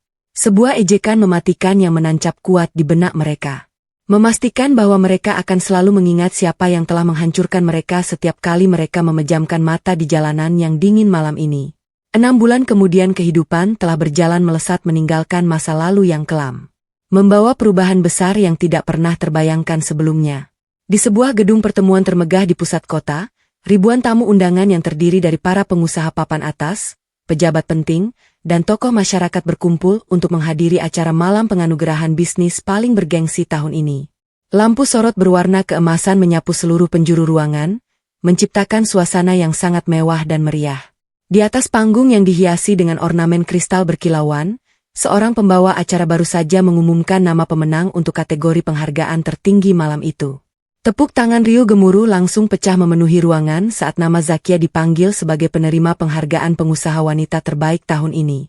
Penonton berdiri dari tempat duduk mereka memberikan penghormatan atas pencapaian luar biasa yang berhasil diraih oleh wanita tersebut dalam waktu yang sangat singkat. Zakia bangkit dari kursi barisan terdepan dengan senyum yang sangat tenang dan penuh wibawa. Ia mengenakan pakaian yang sangat elegan dan tertutup. Kain hijabnya menutupi dada dengan sempurna. Memancarkan pesona keanggun seorang pemimpin sejati yang tidak perlu memamerkan hal yang berlebihan untuk mendapatkan pengakuan. Ia melangkah naik ke atas panggung dengan langkah yang mantap. Tidak ada lagi keraguan atau bayang-bayang kelelahan di wajahnya. Sejak membuang beban berat dari keluarga mantan suaminya, perusahaan yang ia pimpin melesat bagaikan anak panah yang terlepas dari busurnya. Keuntungan perusahaan meningkat berkali-kali lipat. Cabang-cabang baru dibuka di berbagai kota dan jangkauan bisnisnya kini merajai seluruh pangsa pasar utama. Zakia menerima piala penghargaan berbentuk bintang emas itu dengan kedua tangannya, lalu melangkah ke depan meja tempat pengeras suara berada untuk memberikan pidato singkat. Ia berbicara tentang pentingnya kerja keras, menjaga kejujuran dalam berbisnis, dan keberanian untuk memotong rantai parasit yang menghambat kemajuan hidup. Tidak ada satupun kalimat sombong yang keluar dari mulutnya. Hanya ada rasa syukur dan ketegasan yang membuat semua orang di ruangan itu semakin segan dan menaruh hormat kepadanya. Keesokan paginya, setelah perayaan kemenangan yang membanggakan itu, rutinitas kerja Zakia kembali berjalan seperti biasa. Ia tidak pernah membiarkan kesuksesan membuatnya lengah. Pagi ini jadwalnya adalah melakukan peninjauan langsung ke salah satu pusat penyimpanan dan pengiriman barang terbesar milik perusahaannya yang baru saja selesai dibangun di pinggiran kota. Fasilitas raksasa ini merupakan urat nadi utama yang memastikan seluruh perputaran barang menuju pelanggan berjalan tanpa hambatan. Kendaraan yang membawa Zakia memasuki gerbang utama fasilitas tersebut disambut oleh deretan penjaga keamanan yang langsung memberikan sikap hormat. Hamparan gudang logistik itu sangat luas. Dipenuhi oleh ribuan tumpukan kardus berisi barang dagangan, suara mesin pengangkat yang sibuk memindahkan beban berat, dan ratusan pekerja yang berlalu lalang menjalankan tugas mereka masing-masing di bawah atap baja yang sangat tinggi. Di salah satu sudut area bongkar muat yang paling sibuk dan panas, seorang pria pekerja kasar sedang berusaha sekuat tenaga memindahkan tumpukan kardus berukuran besar dari atas kendaraan pengangkut ke atas sebuah landasan kayu. Pakaian kerjanya basah kuyup oleh keringat yang bercucuran tanpa henti. Wajahnya terlihat sangat kuyu, terbakar oleh teriknya matahari dan otot-otot lengannya gemetar karena kelelahan yang luar biasa. Pria itu adalah Dirga. Tidak ada lagi sisa-sisa penampilan seorang eksekutif muda yang gemar memakai pakaian rapi dan wangi. Tangan yang dulu hanya digunakan untuk menunjuk dan memerintah bawahan kini penuh dengan kapalan dan luka gores akibat bergesekan dengan ujung kardus yang tajam. Setiap kali ia mengangkat beban, napasnya tersengal-sengal dan pinggangnya terasa seperti mau patah. Ia bekerja sebagai kuli panggul harian di fasilitas milik mantan istrinya sendiri. Sebuah pekerjaan terberat yang harus ia lakukan hanya agar ia dan ibunya bisa membeli makanan dan menyewa sebuah kamar sempit untuk berteduh dari hujan. Kesombongannya telah hancur terkikis oleh kerasnya kenyataan hidup di jalanan. Tidak jauh dari tempat Dirga bekerja, di lorong panjang antara penyimpanan barang, seorang wanita muda yang mengenakan seragam petugas kebersihan berwarna gelap sedang mengepel lantai beton yang kotor. Wanita itu adalah Cynthia. Rambutnya diikat asal-asalan, wajahnya kusam tanpa riasan, dan matanya terlihat kosong tanpa harapan. Tangannya terus menggerakkan alat pel maju mundur secara mekanis, sementara pikirannya melayang memikirkan hutang miliaran rupiah yang seolah tidak akan pernah lunas meski ia bekerja 100 tahun lamanya di tempat ini. Tiba-tiba seorang pengawas wanita bertubuh gemuk menghampirinya dengan wajah galak. Pengawas itu berkacak pinggang dan langsung membentak Cynthia di depan pekerja lainnya. Karena menemukan noda lengket yang belum dibersihkan di sudut rak, Cynthia hanya bisa menundukkan kepalanya dalam-dalam, meminta maaf dengan suara bergetar tanpa berani menatap wajah pengawas tersebut. Ia yang dulu dengan bangganya memecat manajer senior tanpa alasan, kini harus menerima cacian dan makian setiap hari karena kerjanya yang lamban dan tidak cekatan. Balasan atas kesombongannya benar-benar dibayar secara tunai setiap detiknya di tempat ini. Suara sirine pendek berbunyi di dalam fasilitas tersebut, menandakan adanya kunjungan dari jajaran pemimpin utama perusahaan. Seluruh aktivitas pekerja seketika melambat dan mereka diminta untuk berdiri rapi di sisi lorong memberikan jalan. Dari ujung pintu utama gudang, Zakia melangkah masuk ke dalam area penyimpanan tersebut. Ia dikawal oleh beberapa orang asisten setianya dan jajaran pengurus fasilitas yang sibuk menjelaskan alur kerja operasional. Penampilan Zakia pagi itu sangat memukau. Ia mengenakan pakaian kerja yang rapi dengan hijab yang menjuntai anggun. Langkah kakinya terdengar tegas di atas lantai beton yang dingin. Kedatangannya membawa aura kepemimpinan yang sangat kuat, membuat setiap pekerja yang dilewatinya menundukkan kepala memberikan salam hormat yang tulus. Zakia menyapa para pekerjanya dengan senyum ramah, menanyakan kesejahteraan mereka dan memberikan pujian atas hasil kerja keras yang membuat fasilitas itu berjalan lancar. Dirga yang sedang menyeka keringat di dahinya mendengar keributan kecil dari arah lorong utama. Ia menghentikan pekerjaannya sejenak dan menoleh ke arah sumber suara. Betapa terkejutnya ia ketika melihat sosok wanita yang sangat ia kenal sedang berjalan mendekat ke arah area tempatnya bekerja.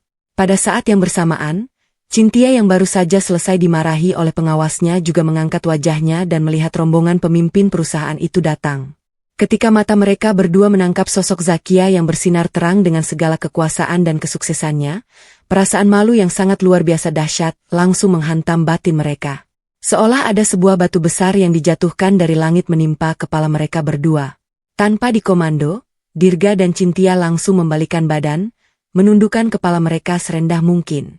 Mencoba menyembunyikan wajah kotor dan tubuh lusuh mereka di balik tumpukan kardus barang. Mereka sama sekali tidak memiliki keberanian sekecil apapun untuk bertatap muka dengan masa lalu yang telah mereka buang dengan sangat bodoh. Rombongan Zakia terus berjalan menyusuri lorong yang luas itu. Zakia mengamati setiap sudut fasilitas operasionalnya dengan mata yang tajam. Saat ia melewati area bongkar muat, langkah kakinya tiba-tiba melambat. Dari sudut matanya, ia melihat dua sosok pekerja yang sedang berusaha keras menyembunyikan diri di balik bayangan rak penyimpanan. Zakia sangat mengenali postur tubuh pria yang sedang memegang ujung kardus dengan tangan gemetar dan wanita berseragam petugas kebersihan yang memegang gagang alat pel dengan kepala tertunduk ke bawah. Mereka adalah mantan suami dan adik iparnya. Mantan keluarga yang dulu menganggap diri mereka adalah penguasa dunia dan memperlakukan Zakia layaknya kotoran di bawah alas kaki mereka. Kini posisi itu telah berbalik secara sempurna dan mutlak. Zakia tidak memanggil nama mereka, tidak juga berniat menghampiri untuk memberikan ejekan. Ia menghentikan langkah kakinya sejenak tepat di depan lorong tempat Dirga dan Cynthia bersembunyi. Keheningan selama beberapa detik itu terasa seperti berjam-jam bagi Dirga dan Cynthia yang tubuhnya kini bergetar menahan ketakutan bercampur rasa penyesalan yang tidak terhingga. Zakia hanya berdiri diam di sana, menatap dua manusia yang telah hancur oleh kebodohan dan keserakahan mereka sendiri. Sebuah senyum tipis dan sangat elegan kemudian mengembang di bibir Zakia. Senyuman seorang pemenang sejati yang telah menyelesaikan pertempurannya tanpa harus mengotori tangannya sendiri. Zakia menarik napas pelan, mengalihkan pandangannya lurus ke depan menuju pintu keluar fasilitas yang bercahaya terang, tanpa menoleh lagi ke arah mereka berdua. Zakia berkata pelan dengan suara yang cukup jelas untuk didengar oleh telinga-telinga yang sedang menunduk dalam rasa malu. Mereka pikir mereka bisa mencabut sayapku. Mereka lupa. Aku yang mengajari mereka cara terbang.